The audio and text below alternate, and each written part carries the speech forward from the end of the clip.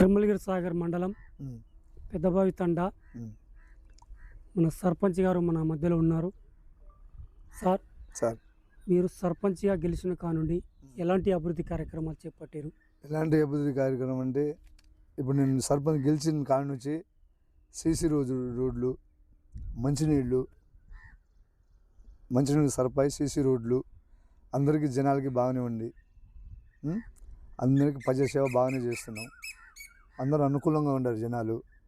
పైగా ఈ జీపీ పెద్దబావి తండా జీపీ కాంగ్రెస్ పార్టీకి రీడ్ ఎక్కువ చూపించింది. ఎమ్మెల్యే ఎలక్షన్లో అయినా ఇక ఇనామాస్ సర్పంచ్ కాబట్టి ఇప్పుడు మాత్రం ఈ ప్రజాపాలనలో బాగానే ఉందన్న. సార్, కాంగ్రెస్ పార్టీ అధికారం రాగానే 6 గ్యారెంటీలు ప్రవేశపెట్టింది. వీటిపైన ప్రజల స్పందన ఏ విధంగా ఉంది? వీటిపై ఎలా మీరు దాన్ని మోటివేషన్ చేస్తున్నారు? అంటే ఇప్పుడు మన రైతు భరోసా, రైతు బంధు ఇది కూడా కొంచెం బాగానే ఉంది. కాకపోతే కొంచెం ఆడాడ కొంచెం ఇది ఉంది. కాబట్టి ఇప్పుడు పింఛన్లు కూడా వదిలిపెడుతున్నారు. ఇందిరమ్మ ఇల్లులు అంతకుముందు ఒక 15 వచ్చినాయి మా ఊరికి, మళ్ళీ ఒక 15 ఇస్తాడు సారు. ఇప్పుడు మనం పర్వాలేదు సార్. ఇప్పుడు ఎంపీ ఎమ్మెల్యే ఇక్కడే ఉన్నారు సార్, వారి సహకారం మీకు ఏ విధంగా ఉన్నది సార్? ఎంపీ ఎమ్మెల్యే మేము ఎప్పుడు పోయినా మాకు బాగానే కన్సల్ట్ ఉంటాడు, దగ్గరలో ఉంటాడు.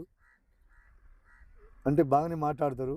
దగ్గర పిలిచి ఏం అసలు ఎట్టుంది, ఊరు ఎట్టుంది, గ్రామ పంచాయతీ ఎట్టుంది, అభివృద్ధి ఎట్టుంది అని బాగానే మాకు పర్వాలేదు సార్. ఇప్పటికీ మీ గ్రామంలో కుక్కల బెడద, కూతుల బెడద ఎక్కువ ఉందని చెప్పేసి కొంతమంది ప్రజలు అంటున్నారు సార్. వీటిపైన మీరు వాటిని ఏ విధంగా మోటివేషన్ చేయబోతున్నారు? కుక్కలంటే మనం అంతకుముందు చంపేవాళ్ళు సార్. ఇప్పుడు చంపుతలేరు, దాని కేసులు అంట కుక్కలంటే. కాకపోతే పట్టిస్తాలే కానీ తక్కువ, కుక్కలు అయితే తక్కువ మా జీపీలో కుక్కలు ఎక్కువ ఏం లేవు. కాకపోతే కోతులు ఉన్నాయి సార్. కోతులు మాత్రం పట్టిద్దాం అనుకుంటున్నాం. కానీ పట్టి వాళ్ళకి కొంచెం టైం తీసుకున్నాం. ఇప్పుడు ఒక 5 నెలలుగా మేము దీంట్లో వచ్చి, కాబట్టి మేము ఇంకా త్వరలో అంటే ఒక 1-2 నెలల్లో కోతులు కూడా పట్టే ప్రయత్నం చేస్తున్నాం సార్. సార్, అంతకు ముందుకు బీఆర్ఎస్ హయాంలో మీ తండాలకు గ్రామ పంచాయతీగా చేసినారు.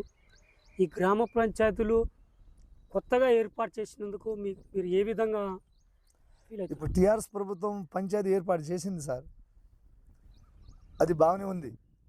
కానీ ఒకటి, ఇప్పుడు టీఆర్ఎస్ ప్రభుత్వంలో మాకు సీసీ రోడ్లు కొన్ని వచ్చినాయి. కానీ ఇల్లులు అయితే అసలు రాలేదు సార్. పింఛన్లు అయితే అసలు రాలేదు.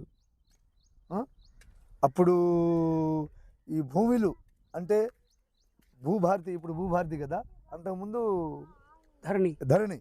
ఆ ధరణిలో చాలామంది నష్టపోయారు సార్. అంటే ఈ ధరణిలో చాలా భూములు పోయినాయి సార్. అంటే ఏరే సర్వే నెంబర్ ఏరే పైన, వార్డు సర్వే నెంబర్ ఏరే పైన అట్లా చాలామంది ఇబ్బంది పడుతున్నారు సార్. ఇప్పుడు మాత్రం కాంగ్రెస్ ప్రభుత్వం వచ్చిన కాడి నుంచి ఈ ధరణి తీసేసి భూభారతి మాత్రం కొంచెం బాగా పర్వాలేదు సార్. ఈ ప్రభుత్వం అయితే అంటే ఎక్కిస్తున్నారు, భూములు అయితే ఎక్కిస్తున్నారు. ఇప్పటికైతే పర్వాలేదు సార్. మీరు సర్పంచ్ అయిన తర్వాత విద్య వైద్యం పైన ఎలాంటి మోటివేషన్ చేస్తున్నారు గ్రామ ప్రజలకు? అంటే విద్య వైద్యం పైన అంటే ఇప్పుడైతే ఆశా వర్కర్లు, ఇప్పుడు నాటుకో కంపెనీ ఒకటి ఉంది సార్. వాళ్ళు కూడా నెలకు ఒకసారి మందులు, ట్యాబ్లెట్లు అవి ఇచ్చి వెళ్తూనే ఉంటారు సార్. మా ఆశా వర్కర్లు కూడా బాగానే చూసుకుంటున్నారు.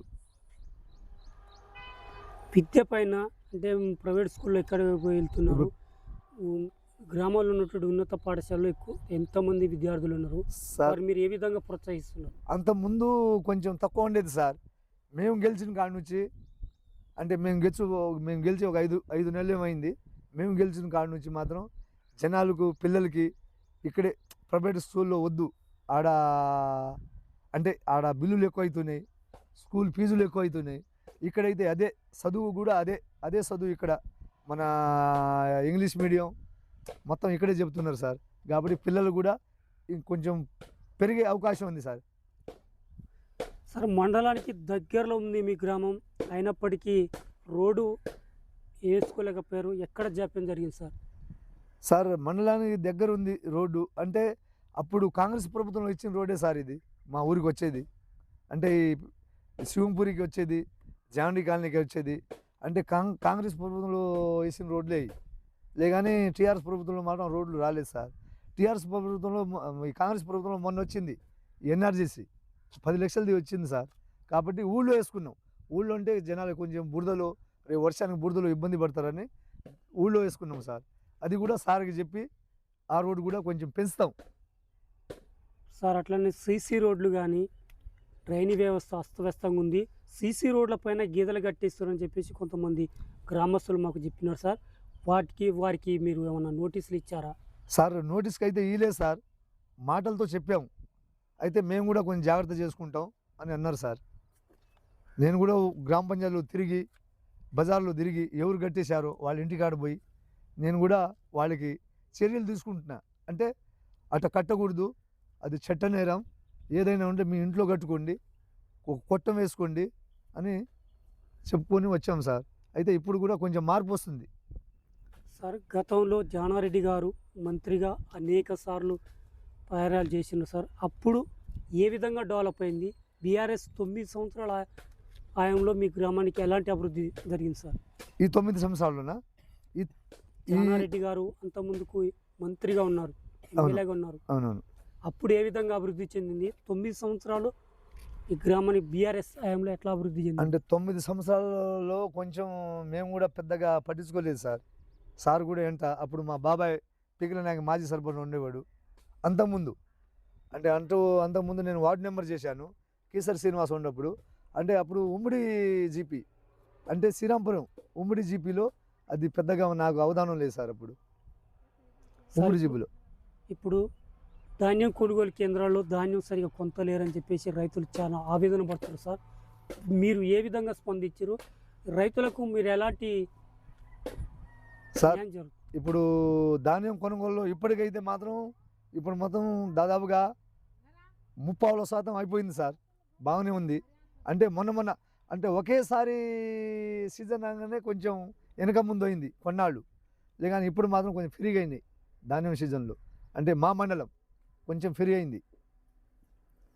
అట్లాగనే సార్, ఇప్పుడు జరుగుతున్నటువంటి పరిణామాలను బట్టి ఈ గ్రామ ప్రజలకు మీరు సర్పంచ్గా 5 సంవత్సరాలు బాధ్యత పెట్టారు.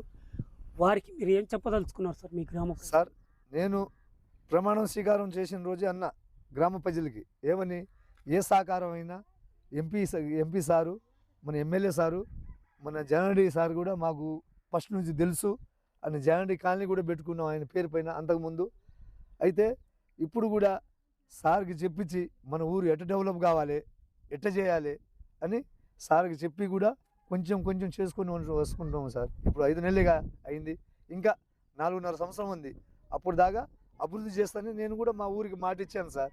ఏ విషయంలో అయినా, ఈ లోన్ల విషయమైనా, ఈ మోడల్ లోన్ల విషయమైనా, ఈ ఇంద్రం ఇల్లు విషయంలో అయినా, ఏ విషయంలో అయినా నేను మా ఊరికి చెప్పుకుంటా.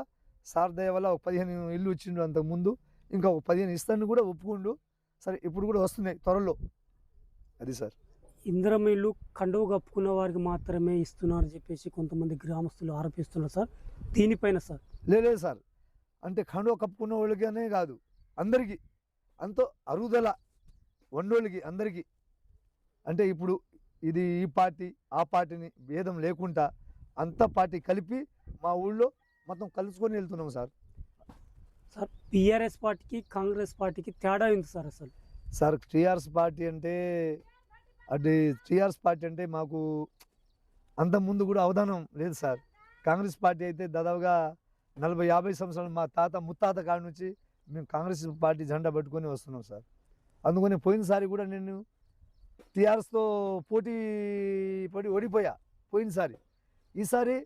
ఈసారి కూడా టీఆర్ఎస్ వాళ్ళు పోటీకి వచ్చినా కూడా ఈనమాసు తండోళ్ళు ఊరోళ్ళు మొత్తం అంతకుముందు లాస్ట్ పోయిండు పాపం. అయ్యో పాపం, ఈయన రాజకీయం కూడా చూద్దాం ఎట్టుందో అని నేను దాదాపు 15-20 సంవత్సరాల నుంచి పోరాడాను సార్. ఈ పార్టీలో ఏరే పార్టీ మారవలేదు, ఏరే జెండా పట్టలేదు.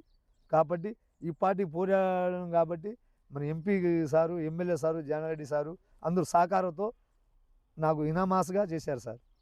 సార్ నిరుద్యోగులకు మీరు ఎలాంటి ఉపాధి కల్పన కార్యక్రమాలు చేపట్టబోతున్నారు సార్? అంటే నిరుద్యోగుల కంటే ఇప్పుడు ఉద్యోగం లేని వారికి. ఉద్యోగం లేని వాళ్ళకి సార్, ఉద్యోగం లేని వాళ్ళకి వాళ్ళు కూడా కొంచెం ఇప్పుడు వదిలిపెడుతున్నారు కదా. చాలామంది చాలామంది పెట్టుకున్నారు కూడా. ఇప్పుడు 2-3 నెలల్లో ఏదో ఒకటి తీస్తారుగా, ఇంకా వాళ్ళు ఏదో వాళ్ళు ఉద్యోగం వస్తున్నాయి. ఇప్పటికి కాంగ్రెస్ ప్రభుత్వం రాగానే మా ఊళ్ళో ఒక 4-5 ఉద్యోగాలు వస్తున్నాయి సార్. అంతకుముందు లేవు. ఇప్పుడు కాంగ్రెస్ ప్రభుత్వం రాగానే ఒక 4-5 ఉద్యోగాలు వచ్చినాయి సార్. ఇప్పుడు మద్యం ఎక్కువ యవనస్తులు డ్రగ్స్ మద్యానికి బానిసవుతారు.